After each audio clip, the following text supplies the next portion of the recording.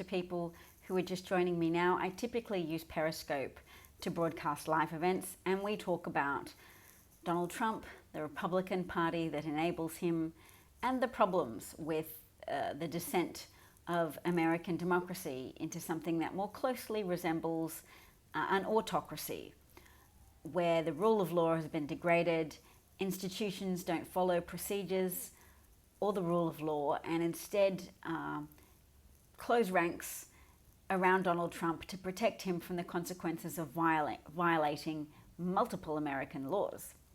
For example, in the last 24 hours, we've heard of him violating the laws against extortion because he's used $250 million of American taxpayer money that was voted on to be used by Congress to help the Ukraine defend itself against Russia. And that money was supposed to be given to the Ukraine for strategic advantage benefiting the US. However, Donald Trump apparently, in telephone conversations with the Ukrainian president, as well as using his mouthpiece Rudy Giuliani, withheld that money.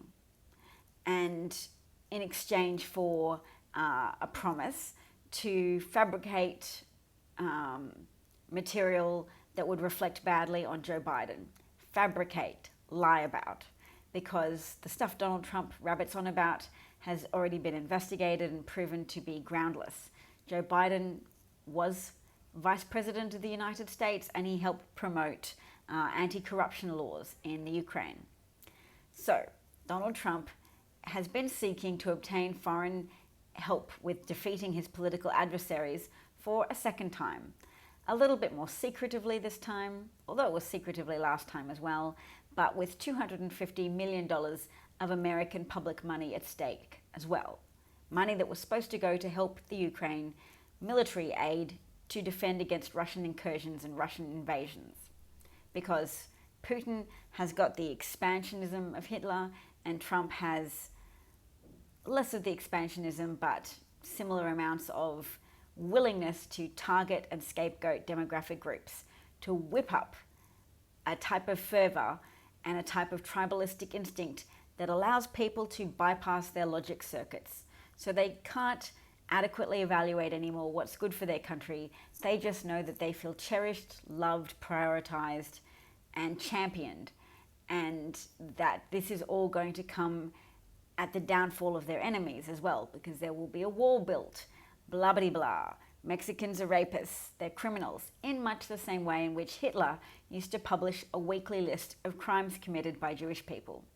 Those crimes didn't have to be made-up events, they could very well be real crimes, but you take a half-truth that Jewish people committed crimes and neglect to mention the general truth, which is that people from every demographic commit crimes. No demographic is free from crime, and you use it to erode people's understanding of civil liberties.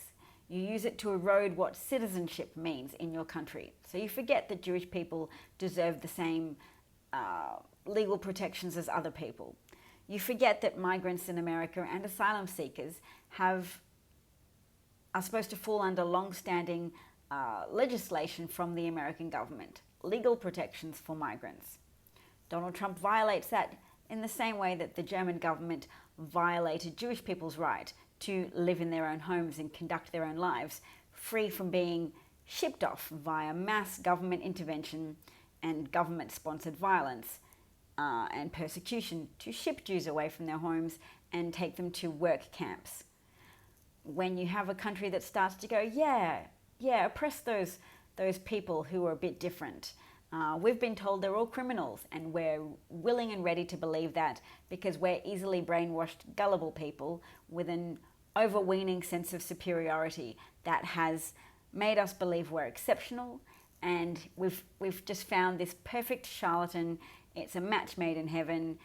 He's charismatic. He tells me what I want to hear. He tells me I'm special. So now I'm ready to advocate for Jewish people being killed en masse, or South American, Latin American asylum seekers having their babies ripped from their mother's arms, and young children left without their parents and without an explanation of what's happening, so that they literally lose their mind from grief and fear. That's what happens under Trump, and it's fairly similar to the early stages of what happened under Hitler as well. Hitler was elected with a degree of democracy. Again, there was people feeling afraid and paying deference to someone who was very popular with the electorate. So Germany had 30% of people vote for Hitler, but those 30% were fervent in their adoration of Hitler. Why? Because he was the only one who could solve all of Germany's problems, of course. He was the greatest. The rest of Germany might have been more skeptical about that, but the person in charge of forming political alliances thought, well, if I've won government, but if I give Hitler the chancellorship, that will placate him and his followers. And that will work out well for Germany. I'm hoping, fingers crossed. Did it? Did it work out well for Germany? Did it work out well for the rest of Europe? I think what you'll find happened is that Hitler was incompetent, a bad leader, but like all charismatic, terrible leaders, he hid his incompetence under a succession of drama that he created. People who've lived in Germany from that time said there was always some threats he was talking about, internal or external threats. So with Trump, you always have the traitorous media, the treacherous migrants invading America. There's always drama, and it's exhausting. But that didn't stop, Germany's exhaustion didn't stop Hitler, and America's exhaustion won't stop Trump either. It has to be the work of decent people, whether whistleblowers, combined with the work of on-the-ground activists who are prepared to say, this is indecent behaviour, this is intolerable actions by our government. No, we won't accept the large-scale persecution of migrants. We won't accept public money, millions of dollars worth of public money being put towards the establishment of prison camps, run some by the state, some by private prison owners, that create endemic-causing disease-ridden conditions because they put migrants in ice boxes where their immune system functioning is depressed because of the temperatures occurring outside of favourable temperatures for human functioning, outside of the homeostatic range. Homeostasis being the range of conditions that a human being needs to function in. When you exceed those temperature ranges, functioning is depressed. So guess what? Migrants in Trump's camps, migrants in Trump's private prison camps, migrants in Trump's detention centres that have been moved to military bases so that they can't have access to lawyers or Red Cross observers or anything, and they can continue to increase the profit margin for private prison owners because the Trump administration, the Trump DHS, said that they were going to end recreational activity for migrants, that they were going to end access to lawyers, and they were going to make it more difficult for migrants to apply for asylum, even those ones who had dutifully followed the Trump regime's instructions and had waited in Mexico, had taken a number and waited in line. So some of those things have been challenged in court. The practice of forcible separating children from parents because of compulsory criminal prosecution of people who applied for migrants for asylum seeking. That was, some of that has stopped Trump from doing some things, but some of it Trump has ignored. Some of it Trump's DHS has ignored court rulings and pretended they couldn't comply. They couldn't reunite the parents because they wanted with their children, because they needed to protect the children, because those parents might not have really been their parents. And those crying, distraught children might have really been victims of sex trafficking. So the Trump administration contrived a way to have plausible deniability, to fail to comply with judges' rulings, with the judiciary system saying, stop doing this inhumane thing that is tearing apart the conscience of Americans, that is fomenting incredible division in America. Because how can Americans tolerate the way Republicans now support any manner of cruelty towards migrant children and migrant families? And if you ask them, they will say, well, they shouldn't have tried to come to America in the first place because they have been cultivated to have this risk-benefit calculation that's going, yep, migrants are invading. They've heard that much Hitler-esque rhetoric from Fox News and Breitbart to tell them that migrants are trying to harm America. It's not the case. Migrants do not receive free houses, free cars, free educations. When they work, when they obtain jobs, they have individual tax numbers that allow their employers to deduct money and send it to the government from their paychecks. They don't have social security numbers, nor can they apply for social security numbers. But did you know that without such a number, a social security number, you can still have a number that allows you to pay tax, that allows you to have deductions taken from your employment checks? You can also still file tax returns and pay tax, but you can't receive the social safety net benefit programs that native-born Americans or citizens with legal status can receive. So why is this a problem? Why is it a problem that Trump creates division by doing increasingly inhumane things and then complaining about the incivility of the left, who say, wow, this is incredibly bad, this is awful, and you people who endorse and allow this cruelty, there is something wrong with you. And the civility police wring their hands and say, oh dear, such division in the country.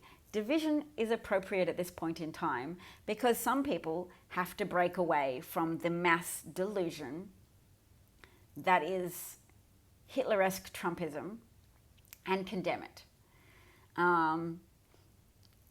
Decent people have to come together and form a coalition whereby such cruelty, such inhumanity, such industrialized level of damage inflicted upon people, innocent people, is allowed to continue. So, what are the other points? Trump doesn't just limit himself to harming migrants. He also harms Americans because he has put America up for sale, and American air and water standards are up for sale, and Trump's Environmental Protection Agency has rolled back standards for protecting America's water supply and America's air quality. So polluters are allowed to increase the amount of pollution they add to the atmosphere. This isn't just, let's remember what's at stake, that millions of people will be exposed to increased levels of pollution in the air, hundreds of premature deaths of elderly people and younger people who have relatively less good lung functioning than say, healthy adults, hundreds of thousands of asthma attacks, and every year that this pollution continues. So the Trump administration has been striving to avoid further curbs on power plant pollution. So that's a case that's been in the court case.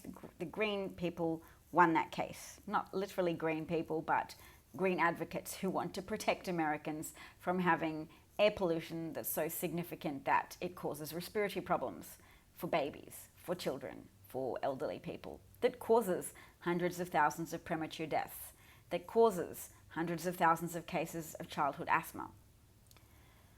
So that's one problem with Trump attacking Americans. Trump also attacks Americans when he diverts funds from military projects, designated military projects, in order to build a wall that is more of a political symbol. It causes harm to wildlife. It causes harm to migrants who haven't been able to avoid the wall and who are likely to perish of thirst and hunger on the other side of the wall. So it's not a harmless wall. But the secondary harm is that the funds that Trump diverts towards the wall come from projects that were earmarked to help military families, help upgrade housing where there's mold problems, infestations of insects and rodents, and building schools, military projects of building schools for the children of American servicemen and women. So that should alert Republicans that there's a problem with Trump, but Republicans don't watch media that tells them the truth. They obey the repeated admonitions from their cult leader, their charismatic snake oil salesman cult leader, who tells them don't listen to the news. Don't hear about how I'm harming you, because then you wouldn't like me anymore, and you liking me is how we prop this whole charade up. is how we prop up this whole fascist enterprise.